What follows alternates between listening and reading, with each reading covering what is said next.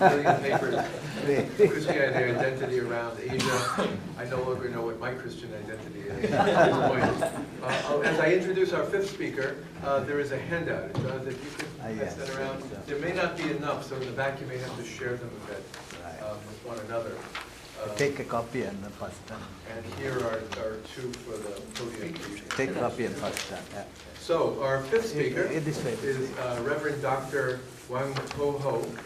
He is currently Professor of Theology and Vice President of Changzhou Christian University in Taiwan. He is the founding chairperson of Formosa Christianity and Culture Research Center. He has served as president of Tainan Theological College and Seminary, Associate General Secretary of the Presbyterian Church in Taiwan, moderator of the Council for World Mission in London, co-moderator of Congress of Asian Theologians, and Dean of the Program for Theology and Cultures in Asia. He is now the moderator of the Asian Forum for Theological Education, Associate Editor of the International Journal for Asian Christianity, our journal today, and a member of the editorial board of Concilium. His many books include A Theology of Self-Determination, From Galilee to Tainan, No Longer a Stranger, Mission from the Underside, and Embracing the Household of God.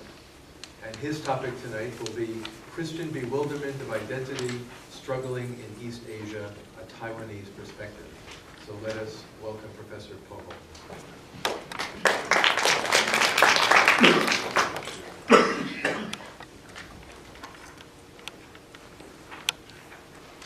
Good afternoon. As already introduced, I am from Taiwan, which is part of Northeast Asia. Therefore, we are going to move to the fifth dimension about the identity of Asian Christianity. Northeast Asia has been characterized as a region deeply affected by Confucianism. Confucianism is generally considered as a school of philosophy or a system of ethics. It has been developed also as a religion called Confucian religion or Ruism, 孔教 or 儒教. Regardless the dispute on its religious nature, Confucianism, both its philosophical branch and religious sect, have commonly stressed on its ethic character and functions. Emphasis on particularly on the importance of the family and social harmony, rather than on a otherworldly source of spiritual value. In other words, the principal concern of Confucianism is humanistic. Confucian sought focus on the nurturing of morality and maintenance of ethics. For Confucius, the central focus of one's life is cultivating virtue. While humanists, etiquette and loyalty are core virtues, filial piety is the foundation of and root of all virtues. Since filial piety is one of the founding pillars of Confucianism and a cardinal virtue in Confucian ethic and tradition, it shapes people's mindset, ethical behavior, and lifestyle. It is this worldly character of ethical nature of Confucian religion that has created tensions and resistance culture towards the monotheistic religion of Christianity. The most sensitive issue among the coalitions is the ancestral worship, which is a critical expression of filial piety and is functioned as a foundation and sustaining value for the family structure. This ancestral worship is thus considered by Confucians the source of their identity. A traditional saying of filial piety is superior to all good deeds, in Mandarin, 百善孝为先, has demonstrated the significant role and its decisive impact of ancestral worship to this ethnic orientation religion of Confucianism. It is under this particular Northeast Asian cultural circumstance that all religions have to struggle to adjust their teachings to accommodate this ethnic demand of religious culture, except the evangelical movement launched by Christianity to this region, which was accompanied by the economic and military force of the colonial mother country from the West. The liturgical controversy took place between Vatican and Chinese government during the 17th century, which was resulted in the total withdrawal of Catholic mission in China, was an example of the conflict.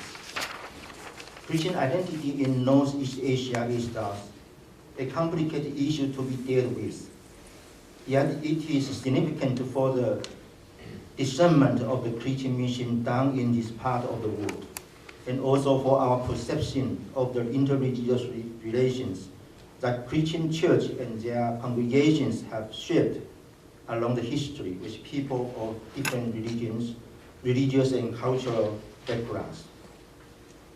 Even though Christian religion was born in Asia and is a native Asian religion, Christian identity appears to most of East Asian societies are foreign, and many are still alien and even hostile today. Derived from colonial histories of most countries in this region, the modern Christian mission that has been launched by the Western trade companies and missionary societies has been entangled with political, economic colonization that mark Christian identity in this region, a controversial matter. Based on a Taiwanese experiences, the following crises can be highlighted as challenges and threats that Northeast Asian Christians have to confront with regarding to their religious identity. The first, alien possession from their society. Modern Christianity has entered to Northeast Asia for more than 150 years, yet it remains a Western color of religion in many of the Asian countries. An example can be used to elaborate the reaction of the local people toward this period of Christian mission. It was back to early 20th century when the May 4 student movement, which is considered an anti-imperialist cultural and political movement growing out of student participation, took place in Beijing, China, on May 4, 1919. Protesting against the Chinese government's weak response to the Treaty of Versailles, a so-called Alliance for Anti-Christianity was organized to attack Christian mission in China. The Alliance issued a statement to criticize Christian identity in China with a slogan of "One more Christian, one less Chinese." This slogan in fact reflects a common perception of the Asian people toward the Christian existence in this part of the world. And it is even more appropriate to the people in Northeast Asia, where the ancestral worship dispute has been created through the Christian mission. Second, stranger at home. As a Christian mission has been done accompanied with colonial activities of the Western countries, Asian Christians being shaped an identity alienated in their self-consciousness. They are nurtured to be a stranger as their home context. Under their local culture and religions by traditional Christian missionary education.